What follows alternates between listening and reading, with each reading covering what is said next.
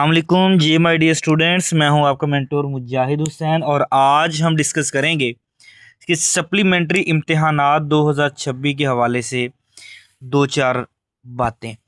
जैसे ही कल रिज़ल्ट आया तो मुझे बहुत ज़्यादा मैसेजेस इनबॉक्स के अंदर मौसूल होना शुरू हो गए, जिनके अंदर कुछ बच्चों के कॉमन क्वेश्चंस थे। तो मैंने कहा फर्दर बताने से बेहतर है कि तमाम क्वेश्चंस की एक वीडियो बना के जो है वो अपलोड कर दी जाए ताकि हर बच्चे को पता चल जाए। जो पहला क्वेश्चन मुझसे पूछा गया कि सर सप्लीमेंट्री इम्तिहान की तैयारी कब से शुरू करनी चाहिए, इसका मैं जवाब देता हूं। अगर नहम क्लास में सप्ली आ जाए तो पेपर कब दिए जा सकते हैं, ये 9th क्लास के जिन्होंने पेपर दिए ये उनके लिए क्वेश्चन है। और अगर 10th क्लास में कोई सप्ली आ जाए तो फिर हम पेपर जो है वो कब दे सकते हैं। इसी तरीके से सप्ली के इम्तिहानात के लिए सिलेबस जो है वो नया होगा या ओल्ड सिलेबस होगा, ये भी मुझसे बड़े बच्चों ने क्वेश्चन पूछा। तो ये सारे सवालात के मैं जवाब देता हूँ। तो स्टूडेंट्स, सबसे आखिर में एक क्वेश्चन है, बल्कि उससे पहले ज़रा सवाल नंबर 6 को देखें कि रिजल्ट कार्ड पर अगर किसी एक सब्जेक्ट के आगे स्टार लगा हुआ तो क्या उस सब्जेक्ट का पेपर दोबारा देना पड़ता है। और इसी तरीके से सप्लीमेंट्री इम्तिहानात में तलबा आम तौर पर कौन कौन सी गलतियां करते हैं और इससे कैसे बचा जा सकता है। और जो मोस्ट इंपॉर्टेंट क्वेश्चन है कि रीचेकिंग क्या होती है और अगर हम रीचेकिंग करवाएं तो किन किन बातों का ख्याल रखना पड़ेगा। तो स्टूडेंट्स, मैं एक एक करके इस सारे सवालों का जवाब देता हूं, तो आप इस वीडियो के साथ जुड़े रहें स्टूडेंट्स। आखिर तक आपने इस वीडियो को जो है वो देखेंगे तो इंशाल्लाह सारी बातें क्लियर हो जाएंगी। पहली चीज़ जो है कि सप्लीमेंट्री इम्तिहानात जो की तैयारी जो है वो कब से शुरू करनी चाहिए। तो स्टूडेंट्स, जब से आपका रिजल्ट आ जाए तो वक्त ज़ाया किए बगैर आप इसकी जो है वो तैयारी शुरू कर दें। ठीक है स्टूडेंट्स।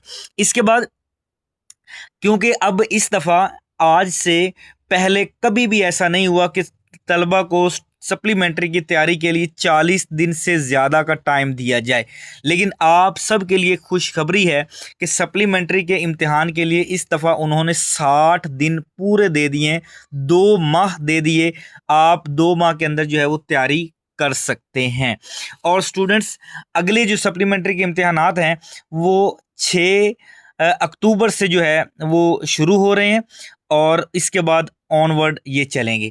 तो 6 अगस्त को अगर आपका रिजल्ट आया, 6 अक्टूबर तक पूरे 2 माह का टाइम बनता है। दूसरा सवाल 9th क्लास के बच्चों का कि अगर 9वीं क्लास के पेपर दिए हुए हैं और उसमें सप्ली आ जाती है तो फिर हम क्या कर सकते हैं।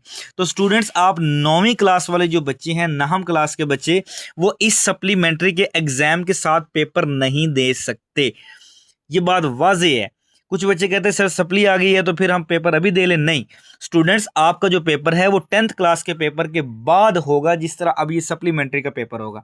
और अगर जो 10th क्लास की सप्ली आई है, ये उन स्टूडेंट्स के लिए जो है वो है इम्तिहानात 2026 के सप्लीमेंट्री के इम्तिहानात सिर्फ वो स्टूडेंट्स देंगे जिनकी 10th क्लास में सप्ली है। और ऐसे 10th क्लास के बच्चे जिनकी फॉर एग्जाम्पल पहले कोई सप्ली 9th क्लास में थी तो उसमें दोबारा सप्ली आ गई है तो वो अब सप्ली का पेपर दे सकते हैं, उसके अलावा कोई बच्चा पेपर नहीं दे सकता। चौथा सवाल जो है मोस्ट इंपॉर्टेंट है कि सप्ली के इम्तिहानात के लिए सिलेबस नया होगा या ओल्ड होगा।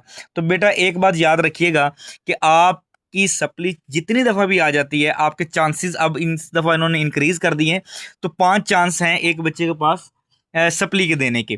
तो स्टूडेंट्स, जब तक आपका सिलेबस आप इम्तिहानात देते हैं सप्ली के तो आपका सिलेबस स्टूडेंट्स ओल्ड ही होगा। न्यू सिलेबस उन स्टूडेंट्स के लिए होगा जो इस दफ़ा 10th क्लास कर रहे हैं। ठीक है। इसके बाद स्टूडेंट्स, 5वां सवाल जो है वो भी बड़ा इंपॉर्टेंट था कि सप्ली में सिर्फ अगर हमने पासिंग मार्क्स लेने हों तो फिर क्या करें।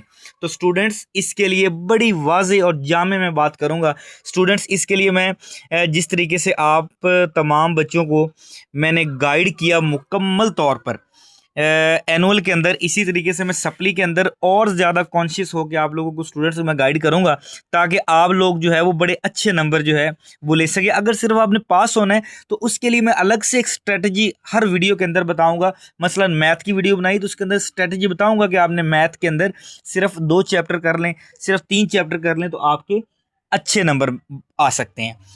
इसके बाद स्टूडेंट्स, छठा सवाल जो है, क्या रिजल्ट कार्ड पर किसी एक सब्जेक्ट के आगे स्टार लगा हुआ हो तो उस सब्जेक्ट का पेपर दोबारा देना पड़ता है। स्टूडेंट्स याद रखिएगा, अगर आपका फॉर एग्जांपल किसी एक सब्जेक्ट के आगे स्टार लगा हुआ है और नीचे टोटल के अंदर आपके नंबर शो हो रहे हैं, तो मेरे बेटे उस सब्जेक्ट का आपको पेपर दोबारा नहीं देना पड़ेगा। उसकी वजह यह है कि आपका एक स्टार लगा हुआ है, उन्होंने आपको रायती नंबर दे के जो है वो क्लियर कर दिए है। अगर किसी स्टूडेंट के 2 सब्जेक्ट के आगे स्टार लगा हुआ आ गया, तो स्टूडेंट्स बोर्ड का ये रूल है कि वो उस बच्चे को जो है उसके रिजल्ट के नीचे वो 2 सब्जेक्ट शो करवाते हैं, जिसका मतलब होता है कि उस दोनों सब्जेक्ट का पेपर दोबारा देना होगा, उसमें सप्ली है। क्लियर बटा।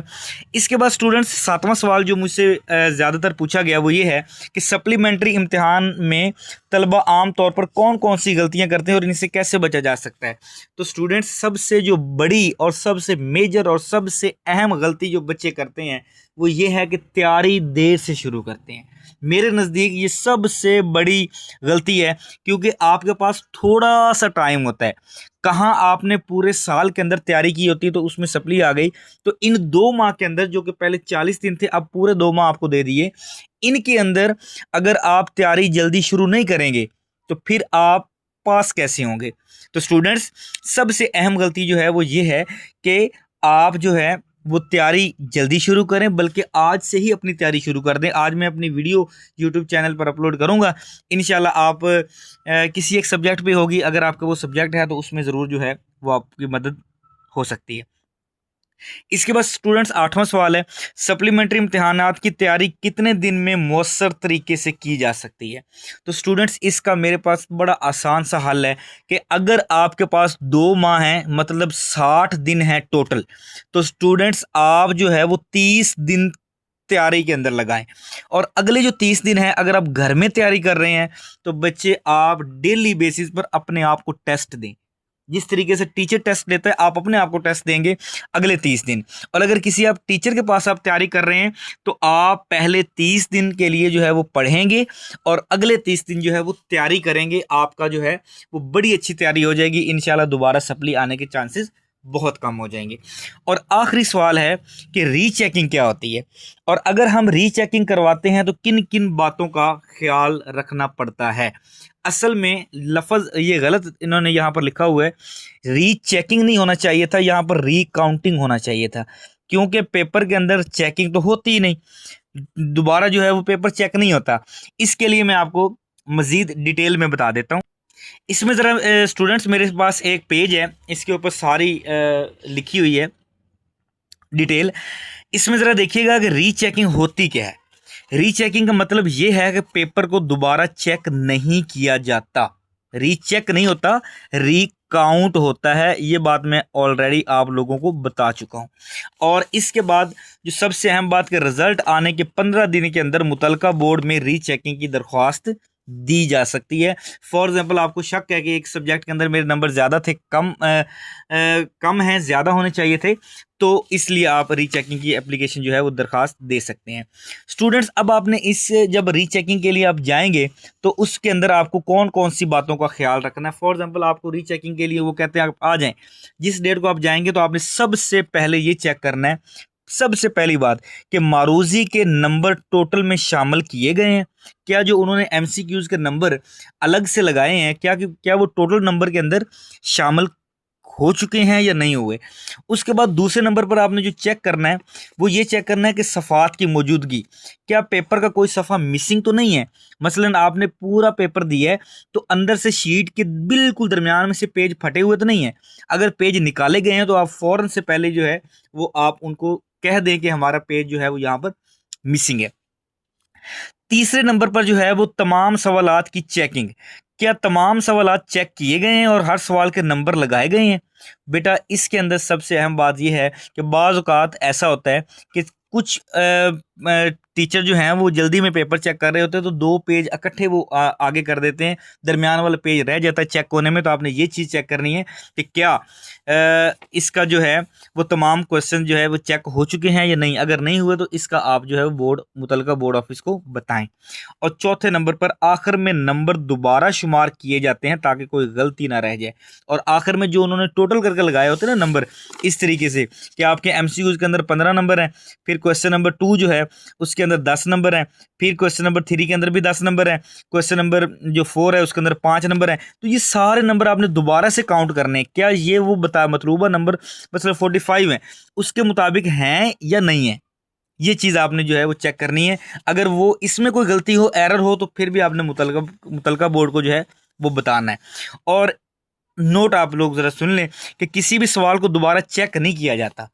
मैंने ऐसे स्टूडेंट्स देखे हैं कि वहाँ पर धाड़े मार के फीमेल ज़्यादा हो जाती हैं, तो वहाँ पर रो रही हैं कि हमारे सर ये चेक किया गया क्वेश्चन हमारा गलत किया हुआ है, हमारा सही है। तो वहाँ पर मुतलका बोर्ड ऑफिसर जो है वो उसको दोबारा चेक नहीं होने देता, क्योंकि वो कहते हैं कि आपके प्रोफेसर साहबान ने ही चेक करके हमें भेजे हुए हैं, तो हम इसको दोबारा चेक नहीं करेंगे, सिर्फ रिकाउंट कर सकते हैं। तो इस बात का आपने ख्याल रखना है। और ना ही सवाल को के मार्क्स बढ़ाए जाते हैं, चाहे सवाल मुकम्मल दुरुस्त ही क्यों ना हो। आपने अगर बुक के ऊपर से देख के भी लिखा हुआ है, पेपर रीचेक करवाने के लिए गए हैं, वो रीकाउंट होगा, चेक नहीं होगा। और अगर आपकी रीचेकिंग के बाद नंबर बढ़ जाते हैं, वो चाहे एक नंबर भी क्यों नहीं बढ़ा, तो आपको मुकम्मल फ़ीस जो है वो वापस कर दी जाती है। तो ये था रीचेकिंग के हवाले से। कुछ बच्चे क्वेश्चन कर रहे थे सर रीचेकिंग कैसी होती है, क्यों करवानी चाहिए, किस तरीके से होगी, एप्लीकेशन कैसे जमा करवानी, कितने दिन में करवाई जा सकती है। तो ये सारी चीज़ें जो हैं वो यहाँ पर क्लियर कर दी हैं। तो स्टूडेंट्स, उम्मीद करता हूँ कि ये वीडियो आपके लिए बड़ी मुअस्सर होगी। आप इन बातों का ख्याल रखिएगा। अगली हमारी वीडियो का इंतज़ार करें, जिसके अंदर हम यूट्यूब चैनल पर मुकम्मल सीरीज़ स्टार्ट करेंगे। जिस तरह एनुअल के अंदर हमने हर सब्जेक्ट का गेस्ट पेपर आप तक पहुंचाया, तो इसी तरीके से तमाम गाइडलाइन आपको इसी चैनल पर मिलती रहेगी। इस चैनल को ज़्यादा से ज़्यादा शेयर करें। अगर आप चैनल पर नए हैं तो सब्सक्राइब करना मत भूलिएगा। वस्सलाम।